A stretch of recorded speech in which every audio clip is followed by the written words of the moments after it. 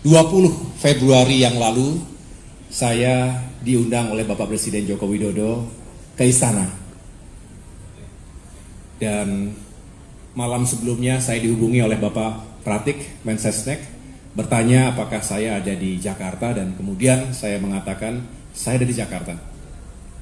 Lagi bersama Bang AM dan Bang Andi Arief mengelola tabulasi sambil melihat sirekap, telepon satu persatu ke para caleg, termasuk tim yang ada di lapangan, termasuk Bu Andi Timo yang sedang menggelar war room di DPP sini dengan sistem pemantauan yang juga kita buat dari awal. Tiba-tiba mendapatkan telepon itu, dan kemudian tanggal 20 pagi saya datang menghadap beliau, dan tentunya beliau menyampaikan secara langsung ketika itu untuk mengajak Partai Demokrat bergabung ke pemerintahan dan memberikan amanah kepada saya sebagai Menteri ATR dan BPN. Sesuatu yang cukup mengejutkan pastinya bagi kader yang masih sibuk mengawal suara.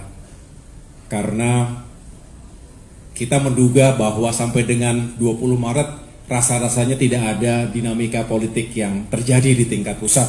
Tetapi itulah jalannya, itulah jalan Tuhan, dan kemudian ketika ditanya ya saya tentu menjawab kami siap, terima kasih atas kepercayaannya, karena dengan demikian Demokrat bisa kembali berperan bersama pemerintah. Inilah yang dari awal kita perjuangkan. Betul Bapak Ibu sekalian? Kita memperjuangkan untuk bisa berperan kembali di pemerintahan. Jadi secara de jure dan de facto hari ini Demokrat sejak tanggal 21 Februari berada di pemerintahan Kabinet Indonesia Maju. Setelah 9 tahun 4 bulan kurang lebih berada di luar pemerintahan. Betul ya?